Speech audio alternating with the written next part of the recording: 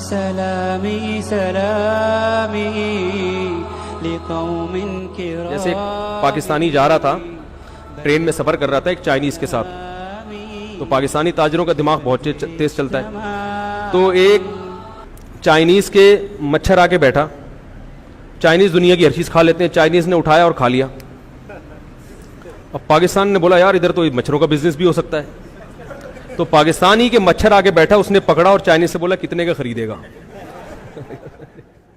تھوڑے سے چٹکلے چلتے رہتے ہیں، ان کا موضوع سے تعلق تو نہیں ہے لیکن تھوڑا سا آپ کا دل اس میں لگا رہے کہ وہ ایک جو چوہا جو ہے نا، چوہا، اس نے ایک ہاتھی کو دریا میں نہاتے ہوئے دیکھا.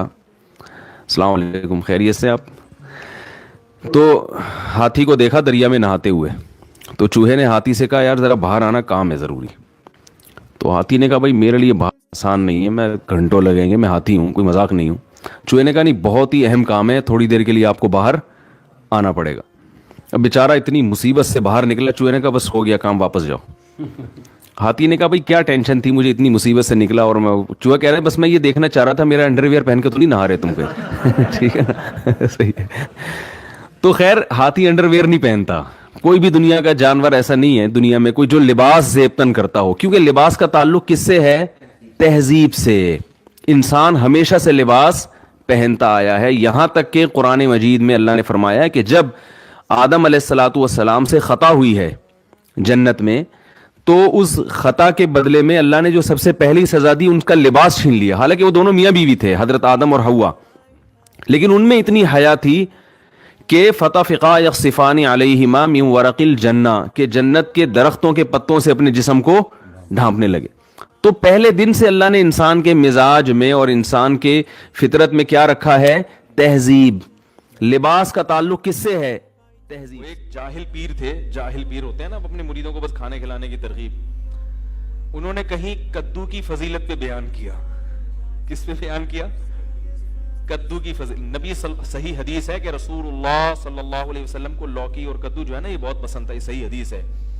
حضرت انس بن مالک رضی اللہ تعالیٰ عنہ فرماتے ہیں کہ جب ایک صحابی نے حضرت انس بن مالک کو دیکھا کہ وہ سالن پکا ہوا ہے، اس میں جہاں جہاں کدو ہے نا، تو حضرت انس بن مالک وہ کدو تلاش کر کر کے کھا رہے ہیں. تو کسی نے پوچھا کہ ایسا کیوں؟ فرمایا میں نے نبی صلی اللہ علیہ وسلم کو ایسے ہی دیکھا. آپ کو لوکی پسند تھی، صحت کے لیے بھی بڑی زبردست چیز ہے، لیکن یہ ایک طبعی چیز ہے نا، کوئی ضروری نہیں کہ ہر آدمی کو پسند ہو، یہ تو طبعی چیز ہے.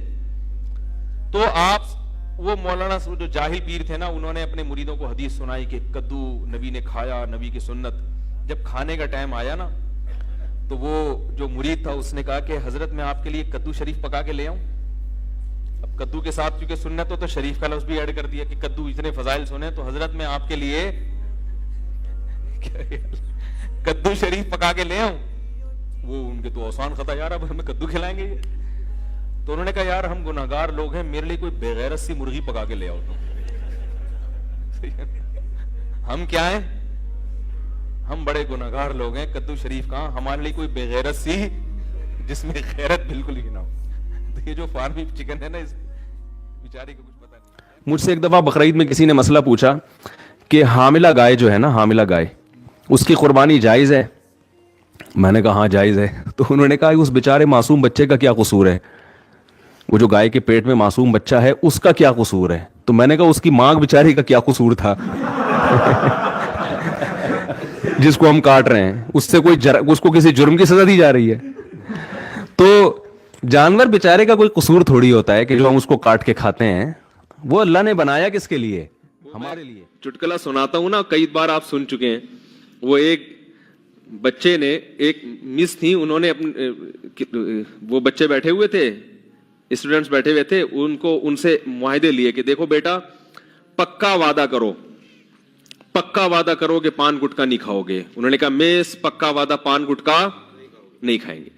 بیٹا پکا وعدہ کرو چوری نہیں کریں گے. میس کبھی بھی چوری نہیں کریں گے. ہر چیز پہ وعدہ کر رہے تھے، سارے معاہدے کروا لیے، ملک کی خدمت کریں گے، یہ کریں گے، وہ کریں گے، ایمانداری سے جہاں بھی جائیں گے ایماندار. آخر میں کہا کہ بچوں پکا وعدہ کرو لڑکیوں کا پیچھا نہیں کریں گے. بچوں نے کہا پکا وعدہ لڑکیوں کا پیچھا نہیں کریں گے. اب بچوں جو ہے نا اندر وعدہ تو کر لیا. اب مس نے کہا اچھا پکا وعدہ کرو ملک پر جب جان دینے کی باری آئی تو جان دیں گے. انہوں نے کہا دے دیں گے, ایسی زندگی کا کرنا بھی کیا ہے ہم نے. جب جان دینے کی باری آئے گی تو کیا کریں گے؟ جان دے دیں گے, زندگی کو بچا کے کرنا بھی کیا ہے. میں تو ایک جگہ حیران ہو گیا, ہم کہیں جنگل میں گئے تفریح کے لیے, تو مجھے تھوڑا سا شوق ہے مختلف لوگوں کا انٹرویو لینے کا, ان کا کلچر کیا ہے.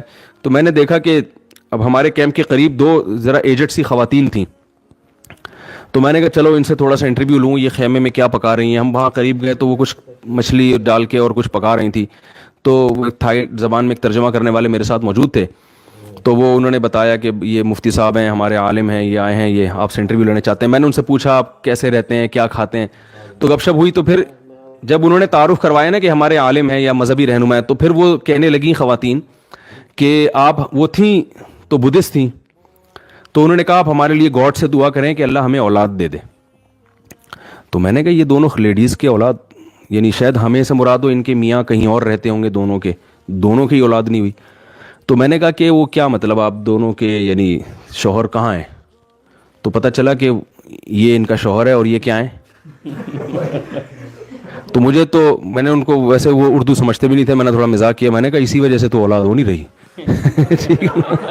بھائی اولاد کے لیے ایک کا عورت ہونا تو دوسرے کا مرد ہونا, یہ تو دونوں فرشتے بھی کنفیوز ہو رہے ہیں کہ یار یہ کیا مسئلہ ہوا کیا ہے. ٹھیک ہے کہ بھائی ان کو اولاد اللہ کی طرف سے دے کیسے ہم.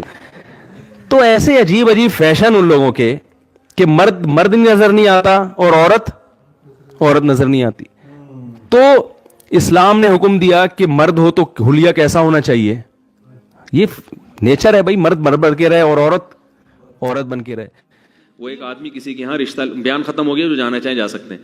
ایک آدمی کسی کے گھر میں رشتہ لینے کے لیے گیا, تو وہ لڑکی کے ابا نے نا, جو لڑکا آیا تھا رشتہ لینے کے لیے, اس کے سامنے چائے اور بسکٹ رکھ دیے. اب وہ لڑکا وہ ڈبو کے کھا رہا ہے نا, تو لڑکی کے والد نے بولا کیا ہے, اس کو تو تمیز نہیں ہے کھانے کی, تو انکار کر دیا رشتے کا. اب لڑکے کو بڑی شرمندگی بھی, بہت افسوس ہوا یار یہ کیا ہو گیا, اور پتہ بھی تھا کہ کیوں انکار کیا. تو باہر نکل کے لڑکی کے ابا سے کہتے ہیں رشتے کا آپ نے انکار کر دیا, افسوس تو بہت ہوا, مگر ڈبو کے کھانے کا اپنا ہی مزہ ہے. ڈبو کے کھانے کا اپنا ہی مزہ ہے, تو وہ تھوڑی چھوڑیں گے ہم. اور حقیقت ایسے ہے, حقیقت ہے, چائے بسکٹ رکھے ہو نا, میرا اپنی ظاہر بھی ہے کہ ڈبو کے کھانے کا شرم تو آ رہی ہوتی ہے انسان کو, لیکن جو مزہ آتا ہے ڈبو کے کھانے میں, وہ بغیر پاپے جتنا ڈبو کے کھانے میں مزہ آتا ہے, تو بسکٹ ہو کوئی بھی چیز ہو, ڈبو کے کھانے کا بہرحال اپنا مزہ ہے. تو اب کوئی بھی میں کہیں جاتا ہوں نا, کوئی لوگ چائے بسکٹ رکھ دیتے ہیں زبردستی کے کھا وہ لو, تو پھر میں ڈبو کے ہی کھاتا ہوں, اور میں بولتا ہوں بھائی ڈبو کے کھانے کا اپنا مزہ ہے. آپ کو لگے گا مفتی صاحب کیا کر رہے ہیں, بھائی ہم آپ کی وجہ سے مزہ تھوڑی. جب مدرسے گئے نا, تو ایک تو ملا کے لفظ سے بھی ایک وحشت ہوتی تھی, اوپر سے مدرسے گئے تو انہوں نے ظلم یہ کیا کہ ٹینڈ کرانے کا حکم دے دیا. پہلے ہی ہم کالج کی لائن میں, وہ ہر وقت جو ہے نا, وہ کہیں گلاس نظر آتا تو بالوں کی پف بنا رہے ہیں, یہ کر رہے ہیں, وہ کر رہے ہیں. ایک تو اتنی بڑی قربانی دی کالج لائف کو چھوڑ کر, وہ عیاشیوں کو چھوڑ کر. حضرت کا مدرسہ بھی ایسا تھا, 8 طلبہ تھے اس وقت ٹوٹل, کوئی بڑا مدرسہ بھی نہیں تھا. تو اس میں جانا ایک, میں سمجھتا ہوں اللہ نے قربانی لے لی, اور اوپر سے آرڈر کیا آیا کہ یہ کیا کرا دو, بڑا طبیعت پہ شاک گزرا. گھر میں جائیں گے تو گھر والے اور مذاق اڑائیں گے, لوگ بھی, دوست احباب بھی, یار کیا بنا کے. اس لیے میں مدرسوں میں ٹینڈ کرانے کے بہت زیادہ خلاف. اور یہ جو میں نے بال رکھے تھے نا 8-10 سال زلفیں, یہ اس ٹینڈ کے احتجاج میں رکھی تھی. جیسے ہی مدرسے سے فارغ ہوئے بال چھوڑ دی. لیکن کیونکہ گنجوں کا مذاق اڑایا تو اس کی سزا ہے کہ آج میں خود. خیر وہ ٹینڈ تو میں نے کرائی, دوبارہ رکھ لیں گے بال انشاءاللہ. تو ان دنوں میں جب ہم روزانہ, یعنی ہر تھوڑے دن کے بعد آرڈر آتا تھا کہ ٹینڈ کرا لو, تو ایک دن میں افسردہ بیٹھا ہوا تھا, تو ایک طالب علم تھا, اس نے مجھے ایک شعر سنایا, تو بڑی تسلی ہوئی. شعر اصل میں تو یوں ہے, رضینا قسمت الجباری فینا, حضرت علی کا شعر ہے رضی اللہ عنہ. لنا علم وللجہال معلوم, ہم اللہ کی تقسیم پہ راضی ہیں. قسمت الجبار, جبار یعنی اللہ نے جو تقسیم کی نا, ہم اس پہ راضی ہیں. لنا علم, کہ اللہ نے ہمیں علم دیا. وللجہال مال, اور جو پڑھے لکھے نہیں ہیں ان کو اللہ نے دولت دے دی. یعنی ان کو دولت دے دی اور ہمیں کیا دے دیا؟ علم.